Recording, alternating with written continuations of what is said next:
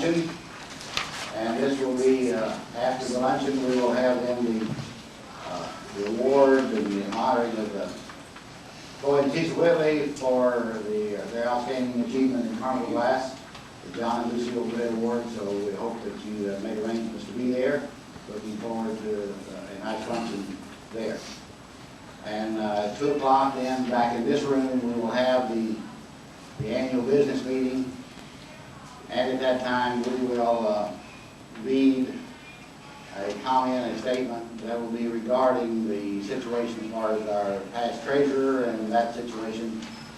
And it will be somewhat of a lengthy statement that we will read to you, and we'll be glad to answer any questions that anybody might have regarding that subject. As we will answer the question to the best of our ability of what we know at this time, and we're still digging for information regarding that subject. We will be glad to answer any questions that you might have or attempt to answer, whatever that might be. But anyway, it isn't all adverse. We want to enjoy a good program, which we will. If you want to have any questions about anything at this particular time, if not, we have this program scheduled, and I've been for 3 or 4 years asking Ruth Green and Jane Brown to bring their plates to the convention and put on a display and a talk for us, because Jane Brown gets, when you talk about talking and getting in front of a group, Jane Brown just, she went back to Texas when you did that.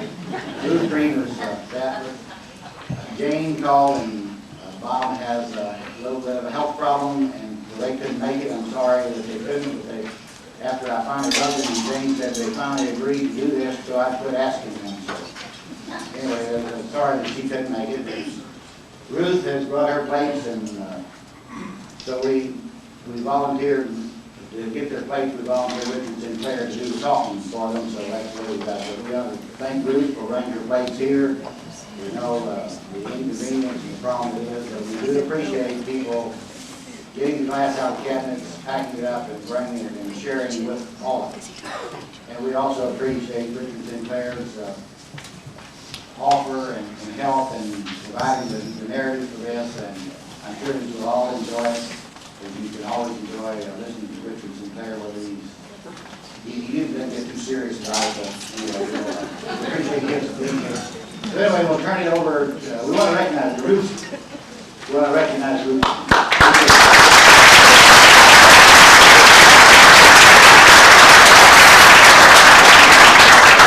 And then we'll turn the program over to Rick to provide his part of it. Yeah. I'd like to welcome you to the midnight auction. Everybody laughed except Ruth.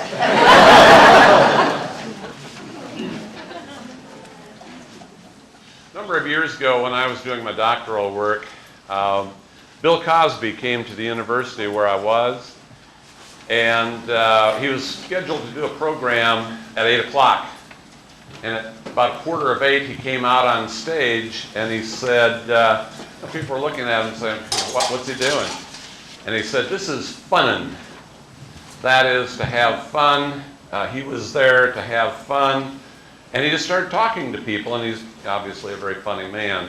And that has always stayed with me. And so when we said that we would do the program, we decided that we had to have some fun.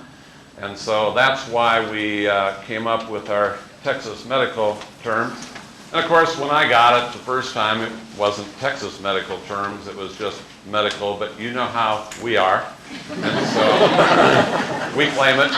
And if you like it, we take all the credit. If you don't like it, blame somebody else. Last year, before we get into the program, last year, I gave you all a test. And I'm hoping that y'all have studied up a little bit since last year, because I got a new test for you. It's a little tougher and there are different grade levels. So I'm going to pass it out right now, and if find your own level, because it's important that you do that.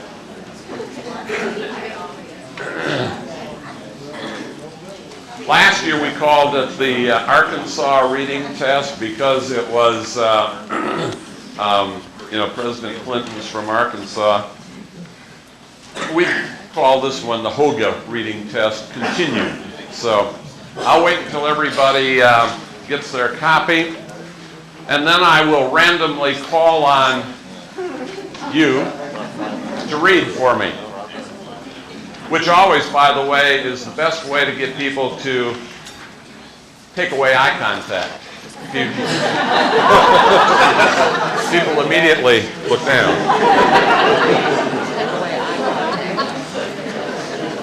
I did that one time. My kids and wife and I went to some kind of a theme park, and we went to a Hawaiian review, and they asked for individuals from the audience to volunteer to come down and do the hula. Whereupon I looked down. But I was kind of looking up from looking down, and I could see this Hawaiian girl in her grass skirt walking towards me. And what I didn't know is my wife sitting next to me is going,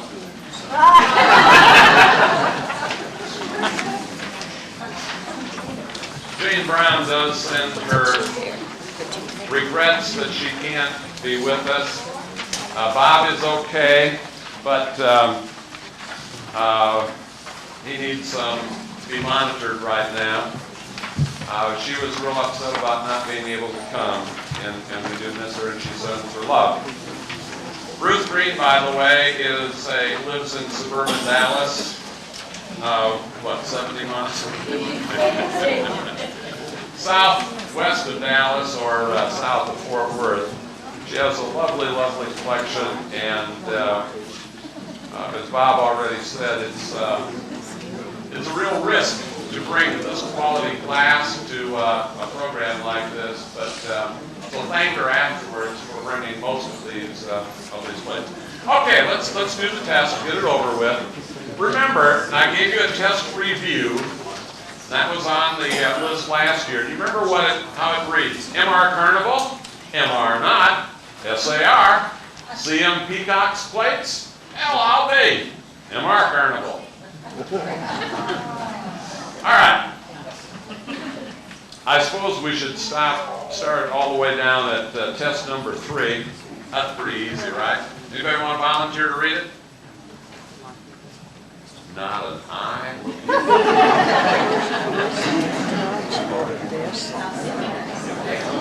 Come on, somebody. MR Peacock and Earn.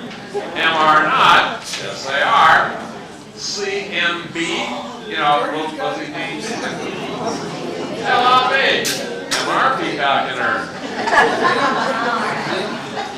Test number 2. Come on, somebody volunteer. Bob? I can read that. Oh, okay. Bob. Oh, you gonna get a 18 guys. It says MR Carnival, MR not, SAR, CM Seaweed Bowl, LIB, MR Carnival. Good.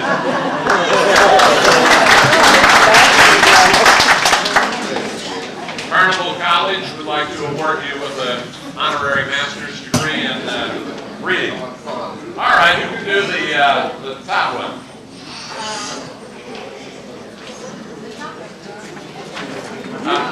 One of the Curtises, come on, stand up. Oh. All right, here it goes. MR Carnival, MR not, SAR, CM Beaded Cable Rose Bowl, LLB, MR Carnival.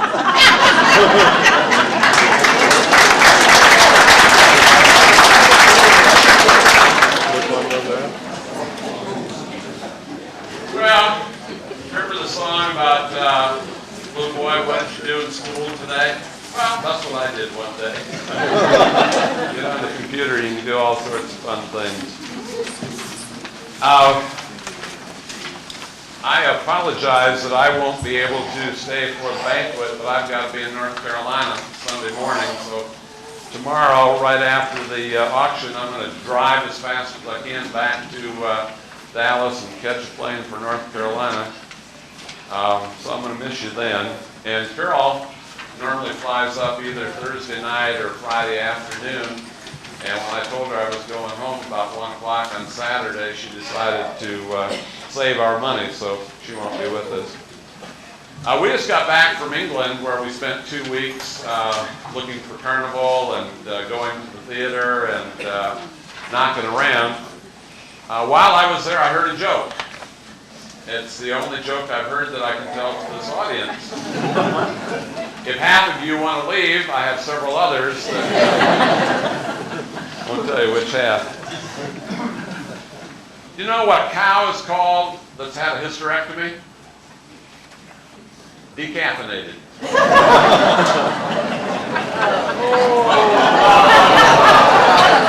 I didn't say it was good. All right, let's get serious. I want to talk about plates. And by the way, I have a final handout for you about the plates. But I kept it hidden because I didn't want to give it to you until the end, because if I'm boring and you start reading this, then I'm going to feel unsuccessful. So at least, and I hope I have plenty of them. We'll give them out at the end. I want to talk about plates today. A number of you came in and immediately said, plates are great. They display so well. They're so pretty. You can always see the pattern on them. There aren't that many of them in terms of availability. And as a result of that, plates are sought after. I don't think any of these plates were ever meant to be used at the dinner table. Water sets, I think you're more likely to have had people try to use them. I can't imagine having biscuits and gravy on a Poppy Show plate in the morning. It just doesn't seem to me that it would work. I'm going to talk about size of plates in a minute, and you'll notice way down on your left side, we brought in examples of the different sizes of plates, ranging all the way from the little itty bitty kitten plate, which is really probably just a real flat saucer, but we call them plates, to the Millersburg Peacock and Urn, to the Illinois Soldiers and Sailors, to a regular plate, and to a chop plate. And we'll talk about that in a minute. By regular plates, we are talking about 8.5 to 9-inch plates. Not footed, and in that size. There are 80 regular plates listed in the HOACGA plate section, and I suspect there may even be a couple of more. And by the way, let me put in a plug. If you don't have the notebook, the HOACGA notebook, what a great resource, especially for the money that we pay for it. So if you don't have it, you need to get one. One of the things that we all live by are rules. I have trouble with rules, quite frankly. But there are some rules. Mrs. Hartung years ago said that a plate has to be 2 inches or less in terms of putting it on a flat surface, on its collar base, and measuring up no more than 2 inches. And so for years, I went around, as you can see, and I just drew it this morning. This isn't from years, but I washed my hands. You see that black line? Now, y'all did real well on that reading test, but don't just draw a black line on your knuckle, because I have long fingers, okay? So measure some plate. What I did is I just measured to see what 2 inches was. And I just walk up to a plate, and if I'm, at HOACGA or someplace, somebody's trying to sell it to me as a plate, and I think it's a low bowl, I just walk up and say, take a look at it and see if it was 2 inches. Well, 2 inches is not gospel in my book. It's a good rule of thumb, but I'm not sure that it's an answer to all answers. As a matter of fact, the deeper we get into this stuff, the more we look into it, the more research we do, the fewer definite answers, I think, that we sometimes have.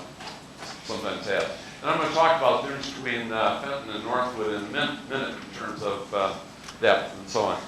Let me talk about edges. Most of them have a sawtooth edge, but there are some other edges also, including on the apple blossom twigs plate, a totally smooth, which we don't have one up here, but a very totally smooth edge. And so again, there is not a specific rule as to what a plate has to be in terms of an edge. Ruffled plates. Well, I struggle with that as a rule. Can you have a plate that is ruffled? Well, I say no. On the other hand, you'll find these fanciful plates that are absolutely flat in the middle, and then they have these huge ruffles. And every time I try and buy one, I'm always told that they are a ruffled plate. And I struggle with that. However, someplace in here I've written, doesn't matter. If you're selling it, you can call it whatever you want to. If you're buying it, and they're trying to sell it to you as a plate, I always tell them it looks like a low bowl to you. The price is different, right?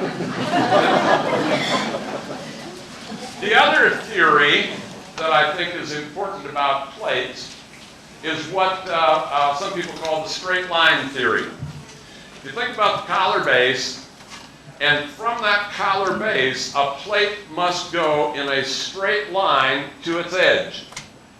Now, I subscribe to that theory pretty much. However, I have found over the years pieces of Carnival, like plaid, that is as flat as a pancake. I mean, just as flat as a pancake for 8 3/8 inches. And at the last second, it just cups up 1/4 of an inch. Now, what is that? I suppose, if you're selling it, it's a plate. If you're buying it, it is the lowest of low bowls, because it does cup up on the edge. And actually, I don't worry a whole lot about all of these definitions, because the bottom line remains, and should remain with Carnival collecting, if you like it, if it's pretty, and you can afford it, or nearly afford it, you should probably buy it. So it really doesn't matter. Northwood probably made more plates than anybody else. I think that's a fair statement. Northwood plates are deep. And by that, I simply mean from the collar base, they tend to flare up at a relatively good angle. Whereas Fenton plates tend to be on a collar base and extremely flat. Now, many new collectors will come up to me. Well, for example, you can see the Nippon, 1, 2, 3, fifth one over, in green. That is, it's a plate, but it is deep. And that's the difference, one of the differences between Northwood and Fenton plates. Fenton plates, and we'll put a couple of them down at some point and look at the differences. But that's a significant difference. Also, and I'll point this out when we go to the other end and actually look at the plates. Collar bases can be different. And I don't know what it means. And it's probably one of the most fascinating aspects of Carnival to me. I just can't quite put a handle on the thin collar base. What does it mean? I really don't know. I have some great theories, but they're personal, and I think they're great. Nobody else probably does, but I don't know if it's... And what's fascinating with the thin collar base is the color that so often goes with it. That is teal, Renninger blue, sapphire, whatever. And so I really don't know what it means, but pay attention to that. If you find a plate or a bowl with that thin collar base, check out that color, because it may well be something a little bit different. We also have 12-sided plates, which I don't think we have one. And we have a couple of square plates. And so you can find all sorts of interesting things about plates. If you want to collect plates, not only are there 80, but there are also all of the rainbow of colors possible in plates. And then on top of that, if you really want to go for the differences, then you can start looking at the backs. And in Northwood, you can find the plain back, you can find a ribbed back, and you can find a basket weave back, and in Rochelle, a reeded back. Benton liked to use, in particular, two backs, a wide panel back and a beaded berry back. There are also some other plates, and we didn't bring any, that have only a back pattern, and they show through under the light. Plates like Frosted Block, Louisa, although that one is footed, plates like that. And typically, they're not nearly as popular as these. I suppose if you put one like that on your shelf and had the back facing out, your friends that think you're crazy for collecting Carnival would really think you're crazy if you had a piece with the back showing. So not as popular as these plates. One other thing I want to talk about, a couple of other things, and then we'll just take a look at the plates. Advertising. I think we've all been somewhat fascinated in the last 5 to 10 years with advertising. There's advertising involved with regular plates. For example, and one of my favorite ones, and I do not understand, I don't understand us, I have to put myself in with you. With the grape and cable green stippled plate that is absolutely gorgeous more often than not, and on the back of it it says Old Rose Distilling Wine and Liquors, Chicago. And that plate sells typically for about half of what a green grape and cable stippled plate. Equally as pretty, but because it has the advertising on the back, it seems to hurt it. I don't understand that. On the other hand, I don't own one anymore, and so if I get ready to buy one, I hope it holds until I buy one, and then I hope that... neat plate. And of course, the knock on it from an advertising standpoint is you have to turn it over to see the advertising. Then you have the Heart and Vine plate put out by Fenton, and in 3 colors, amethyst, blue, and marigold. They use that plate to write on the front of it compliments of Spector's department store. One other that comes to mind is the Birmingham Age Herald.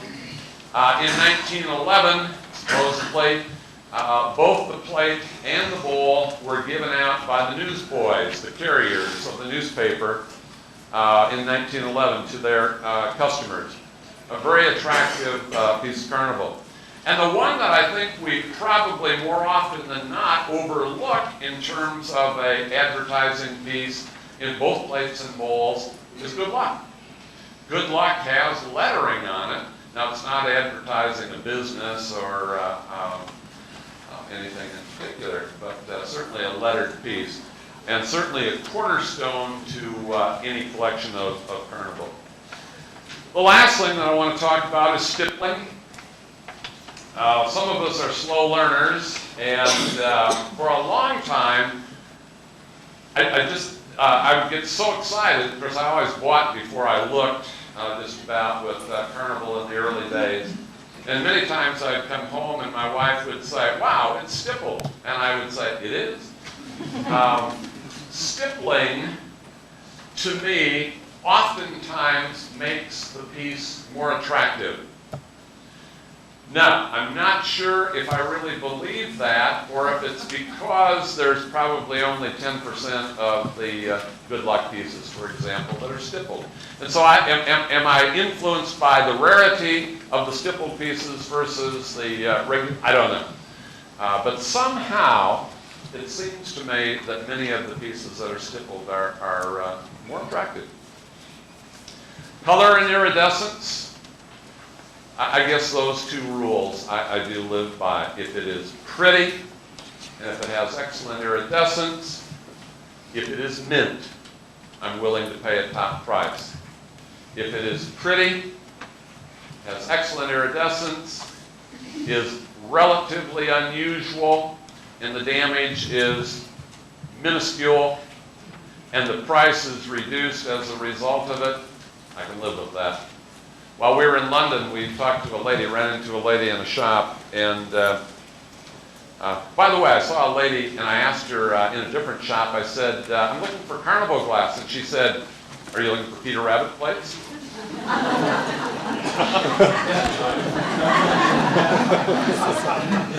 You know the stories about how all the Peter Rabbit plates were shipped to England. Well, I don't think they were, but you know, some have come out of England. And I said, you know, smugly, I said, oh, it's one of the things I collect. And she said, well, I'm part of that rumor. She said about 10 years ago in Covent Garden flea market, which is over in the theater district of London, that she had, in fact, had a pair of Peter Rabbit plates. Would like to have a couple of pair more. And she did have a little bit of Carnival. But what I started to tell you, another lady that I met in London, she asked me if we had any rose show and poppy show. And I said, yes, we do.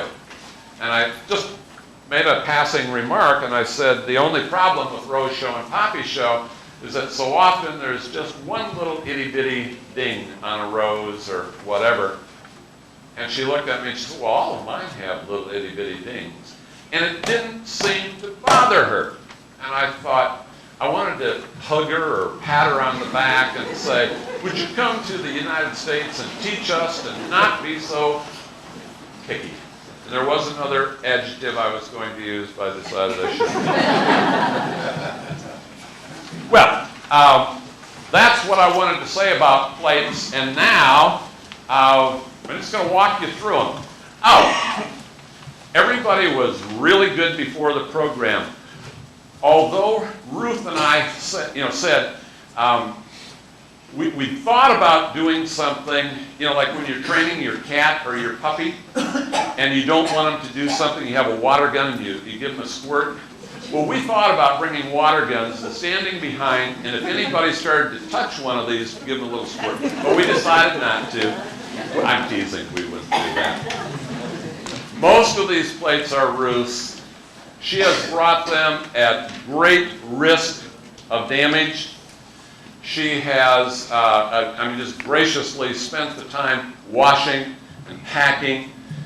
What can I say? Please don't touch them, because I don't know who will feel worse, you or Ruth, if in putting it, you ding it and you find this little sliver of sapphire, hearts and flowers. Somebody's going to feel real bad, and I know at least one person for sure. After the program, please feel free to come up, ask questions, and talk to the owner about touching. It's just common courtesy, and y'all are really good about that. I don't need to say anything more. Let me talk about the plates over here. This is, at the last minute, I decided to throw this one in. Get on this side. This little kitten plate, and it's obviously a child's plate, very tiny, and but it's flat, and so it's a plate. This plate, I'm not going to handle a lot of this. This is my wife's, and it's a typical little problem that Carol and I have. She's a saver and has money. I am a spender and don't have any money. And last fall, right before Wichita, a lady called me. I loved it. She called me and she said, Richard Cinclair? I said, yes, ma'am. She said, "Are you a Carnival glass collector?" And I said, "Yes, I am." Just like that guy. And she said, "I've been," really about blew my ear. She said, "I've been looking for you for months." And I said, "Why?" She said, "I have a collection of Carnival I need to sell." And I, "Yes." Yeah, she couldn't see me, so anyhow, I went over to her house, and she had 180 pieces, and she wanted $5,000, and it had to be a cashier's check, because you can't trust anybody, and I was just glad she let me in her door. Anyhow, in the back bedroom, where she had not unwrapped all of the glass, was this little Millersburg peacock and urn plate, and it's a plate, along with 6 little saucers. Well, anyhow, this was laying back there. This was the junk stuff, and she had the good stuff out on her dining room table. So anyhow, I went home and I told my wife. I said, I bought this collection, and I'd like to pick it up tomorrow. I have several checks in the mail coming to me. And I was wondering if you had $5,000 you could lend to me. She said, "No problem. No problem." Yeah, no, my wife understands all of this. And she said, "No problem. But what's my tip?" So I said, "Well," I started naming some of the pieces, and she said, "Well, I can always use money." And so she agreed, sight unseen, that she wanted this plate. And so I said, "Okay, fine. I'm not a Millersburg collector, generally speaking." So anyhow, the next day, I went and got a cashier's check, and I brought the money to the lady and packed it all up. Actually, she had packed it up, which, I was hoping this was still in there someplace. And I brought it home, and Carol was in a meeting or someplace, and so I just put this in the cabinet. And I said, "Oh, by the way, your tip is over there." And she looked at it and said, "Oh, I could never sell that." And so it's a tip for her, but it's in our collection now, and I'm really pleased to have it. By the way, the lady also got a tip.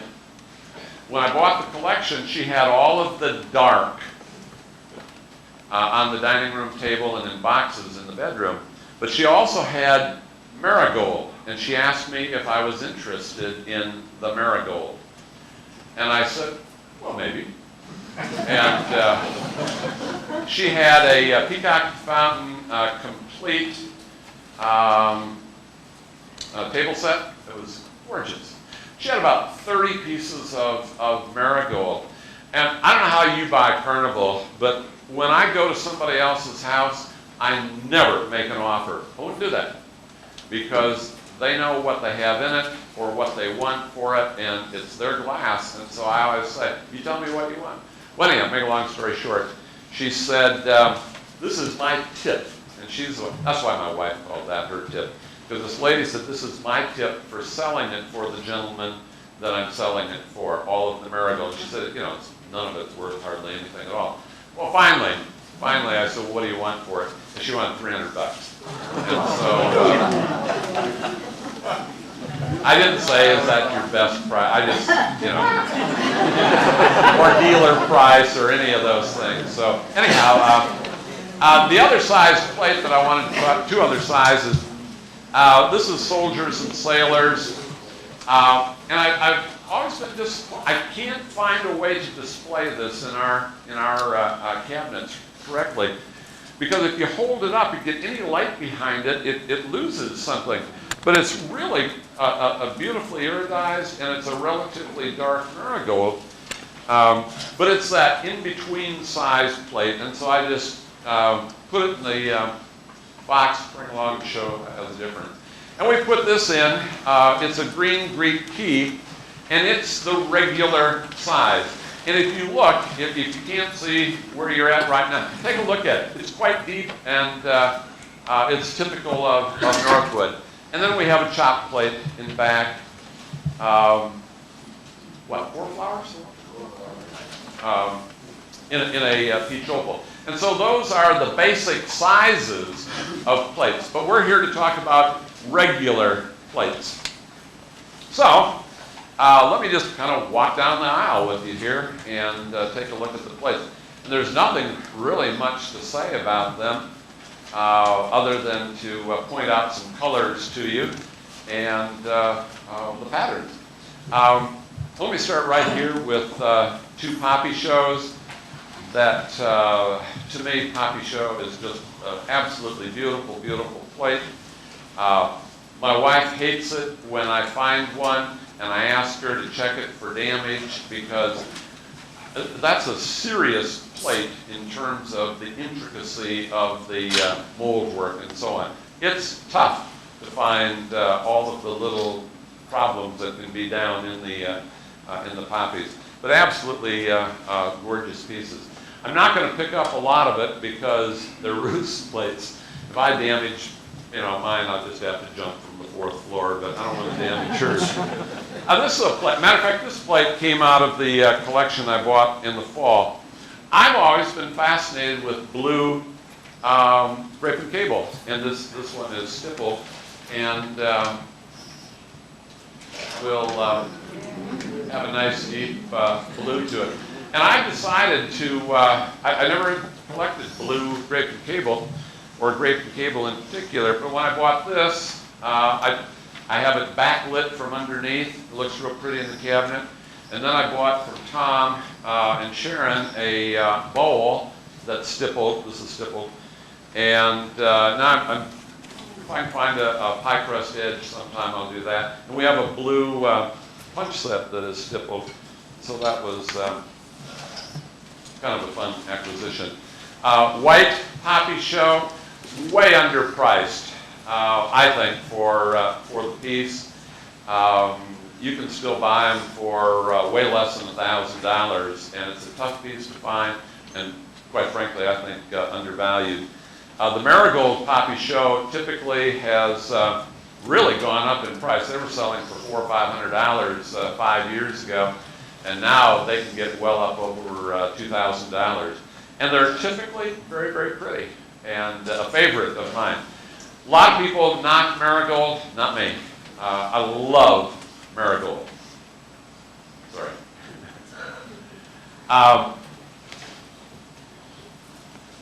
Here is I'm going to pick this one. This is a piece, this is Ruth's, and it is Rochelle variant, and it is a Renninger blue, and it's got the thin base on it. And to me, this is an extremely sought after piece, a relatively deep, matter of fact, it's about 1 7/8 inches. And you can see why somebody would say, oh, that's a low ball. Well, first of all, it's got the straight law. I mean, it comes out straight from the collar base. It is deep, no doubt about it. You could put milk in there for the kiddies to drink from, but I probably wouldn't do that. Up on the back, we have a 3 fruits plate. My friend Clint Fox is collecting 3 fruits plates. I think he was trying to cut down on the size of his collection when he started collecting 3 fruits plates. But I think there are about 478 different colors that you can get in 3 fruits stippled. And they are significantly prettier when they're stippled, to me. And remember, this is all my opinion, and which doesn't mean anything except for me. But stippling on the 3 fruits plates really makes them, seems to make them very pretty. Blue is outstanding in 3 fruits stippled, as is the marigold. I think we've got a marigold down the wall. No, here it is, the 3rd one down. Just really pretty. This is a Hearts and Flowers plate in amethyst. I found it in Dallas. I'm a hearts and flowers collector. People ask me, what do we collect? Everything that is pretty, and so. But hearts and flowers has been one of the things that I've collected personally, and I'm trying to collect in fours: the plate, the bowl, high prestige bowl, and the compote. And I think in many ways this is the toughest color to find pretty. A lot of the amethyst in plates and bowls is pretty ugly. And as a matter of fact, we have all four in amethyst, and they don't match at all. They really don't. And some of them are not nearly as pretty as I would like them to be. I thought this was relatively pretty, and so we kept that one. In back, you have the Greek key plate. Pretty. By the way, we've named our program Pretty Plates. We didn't try and bring every plate. We didn't try and bring every color. We didn't try and do anything in terms of a theme other than call it Pretty Plates, because we think plates are pretty. I'll pick up this one. It's ours. I bought it at Canton, Texas, the big flea market, but not, I wasn't just walking down the aisle and find this. A lady called me on New Year's Eve and needed money, and offered to meet us at Canton on New Year's Day. And it was back in the day when we didn't spend as much money as we do now on Carnival. It was back in the days when I didn't have as many prices as I walk around with in my head.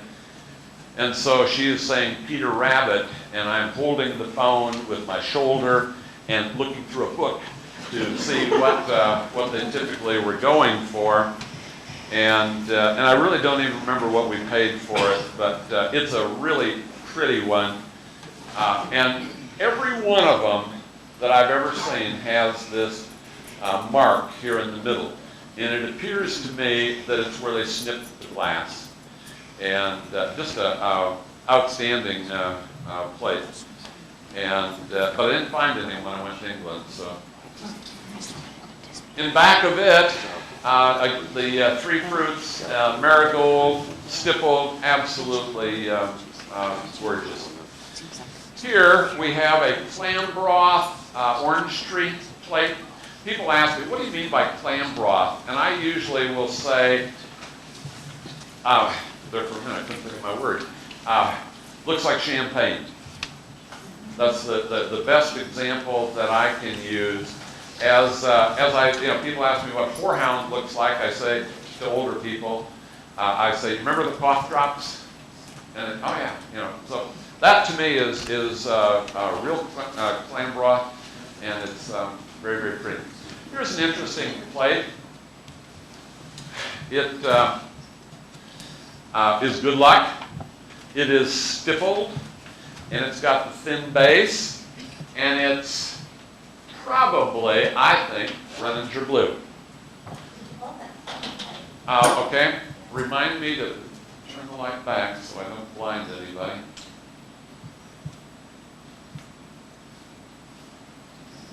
See that? You want to see it over here too?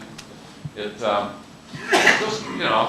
just, it's and I think there are more unusual blue colors than any other color. Tough plate, pretty plate, kind of soft, not an electric in many ways, just kind of a soft iridescent.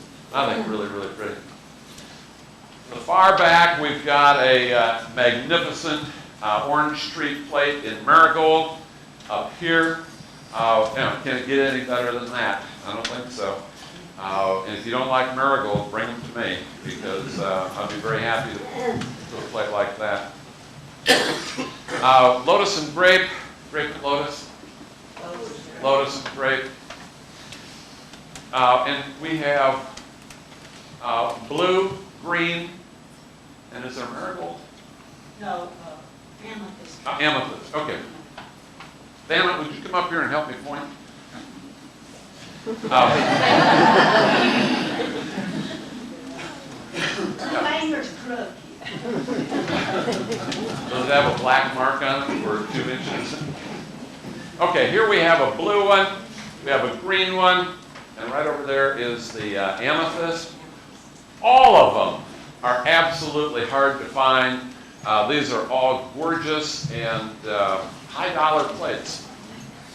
Captive rose, just gorgeous in amethyst. I'll move in a second so you all can see this. Just absolutely beautiful. And captive rose for a number of years just kind of wallowed in the pretty medium price, and all of a sudden they went way up. Bottom line, folks, always at an auction is going to be, if there is a super pretty one there, there's probably going to be 2 people out there that both want it really bad, and the price is going to go up. Does that mean they're all worth that? Of course not.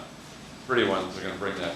Electric blue peacocks on the fence, absolutely gorgeous. To me, I mean, so many of Ruth's plates are just what it's all about. Absolute beauty. Behind it is a lavender, and that's a tough one to call, lavender. But I think that one is a true lavender. It is certainly a variation. And the same holds with peacocks on the fence. You can find all sorts of variations. Open rose. An amber open rose. I can never remember the difference between open rose and luster rose. I've never owned either, and so I really struggle with that. Amber is a tough one. The green Rose Show plate is ours. I can't say mine, but that was the first expensive piece that my wife and I bought. We paid a lot of money for it a number of years ago, a lot then, although it's probably quadrupled in price. If anything happens to it between now and the time I go home, I can't go home. So it's one of the real favorite pieces in our collection. John and Lucille owned that at one time, and it got sold around, and it's not going to get sold for a while again.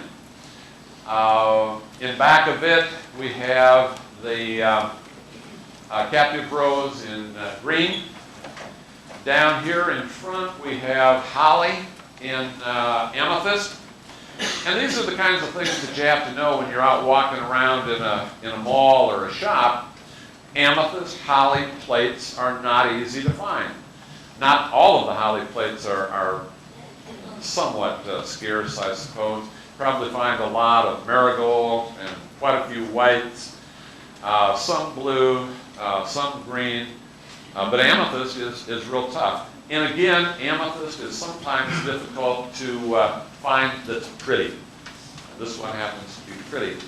Next to it we have a strawberry plate, and it is the plain strawberry plate with a basket weave back. And again, one of the things I don't like about a basket weave back is that sometimes it shows through, and I think it distorts the front pattern. We do not have an example of a strawberry plate that's stippled. But again, when you find them stippled, they tend to just jump to the top of the scale of 1 to 10 in terms of being pretty. I'm going to come back to one plate a little later. Then we have a good luck plate. I'm going to pick it up. This is a favorite of mine. And again, when you come up and look at it closely, you're going to see it's stippled. It is blessed with pink iridescence. It is absolutely gorgeous. And it shows up better probably against something dark than it does freestanding. Absolutely gorgeous plate. And again, and with the thin base, by the way, whatever that means. Next to it we have a blue, and a blue. It looks just it's amethyst with a blue iridescence to it. Again, tough plate to find, super, super pretty. And it's got the basket weave back on it. But see, you can't tell because the color and iridescence isn't going to let you look through, but it is basket weave back. Next to it, we've got a regular Good luck in marigold with the regular base with kind of a pink-yellow cast to it. And again, a very, very, very pretty plate. Backing up a tad, embroidered mums plate in ice green. There aren't a lot of those, and there's just a couple of white ones. I'm not aware of any blue ones or any other colors. And it's really too bad because it's a very, very pretty pattern, and we certainly could have used more of those. Next to it is a emerald green. By the way, we consider our roadkill plate to be emerald green also, with a ribbed back on it, super, super strong green color. By the way, when you see the article that I'm going to give you in the end, I did half good. I told my printer that I wanted a different color ink, and he said, "What color do you want?" And I said, "Ruth green, I want green ink." But we did it with Jane Brown, and if I had just thought quickly, I could have had the byline in brown ink or something like that, but anyhow, it's green ink. Heart and vine plate in, what color? In an amethyst, without the advertising. Now, notice how flat it is, or notice how flat the holly plates are compared to the Northwood plates. I mean, there is a significant difference. Here is another of the thin bases. Peacocks on the fence, stippled, Renninger blue. You want to see the color again? Should have some mittens. But, I mean, that's not a cobalt by any means. Soft iridescence on it, stippled, and really a pretty plate.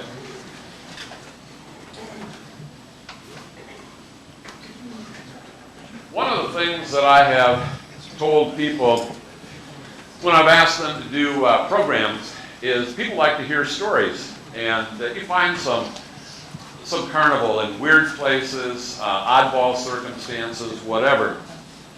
And they say, "Well, what if I don't have any of those unusual stories or weird happenings?" I said, "Well, just make them up. How would they know the difference?"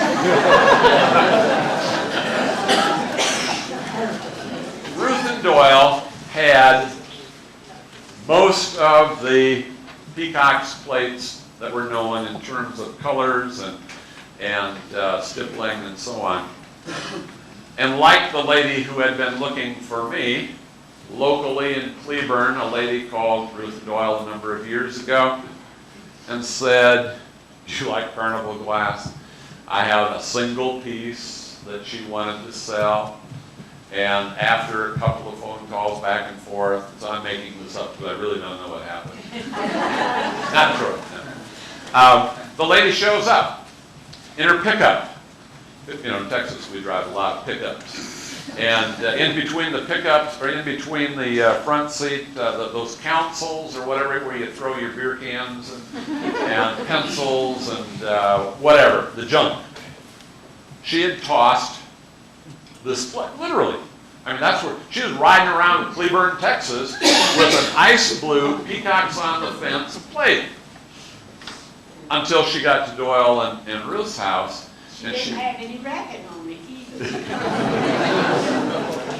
If you look closely, they probably used it as a spittoon or something. Anyhow, she brought it in, showed it to them.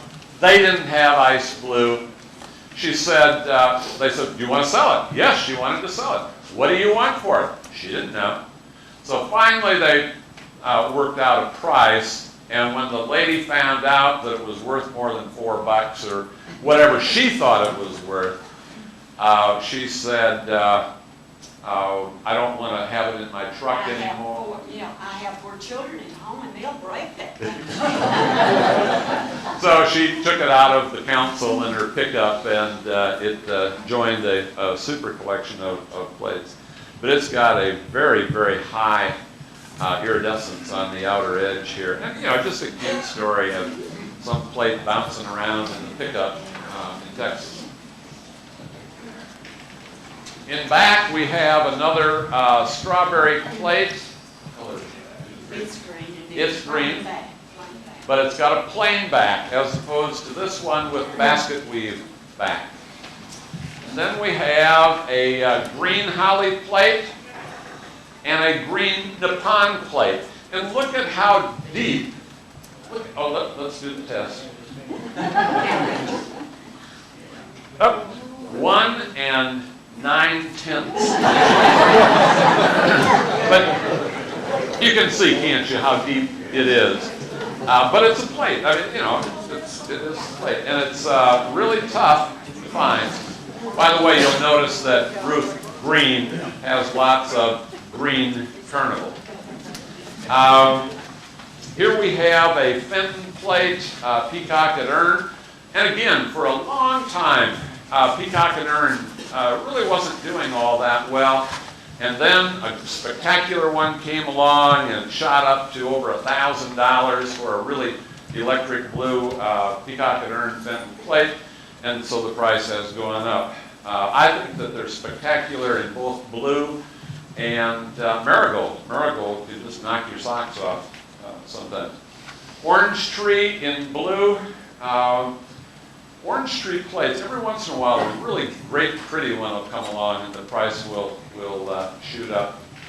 Captive rose in marigold, very pretty.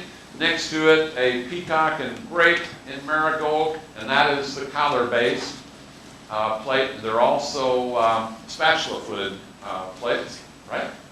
Yes. Then we have a round-up plate in blue. Good example. Down in front we have a electric blue Rochelle plate. I don't know. I remember when we weren't especially interested in Rochelle. We thought they were a tad gaudy. And then somebody hit me right up here with a 2x4, and I learned. And they're spectacular. They really are. All of them aren't pretty, but there are a lot of absolutely great ones. Here's the one I want to holler at us about.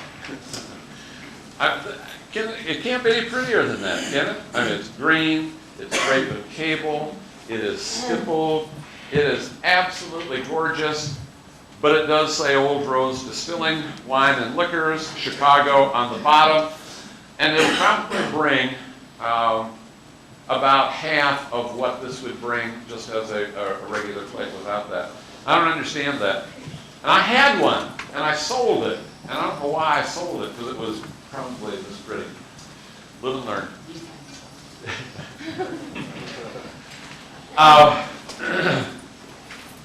Okay, we've got a holly plate up there, and that's supposed to be blue. It's blue. And right in front of it, we have captive rose in blue. And I'm going to go all the way to the edge. We have a Persian medallion in marigold. And there's another plate that you don't find a lot of marigolds.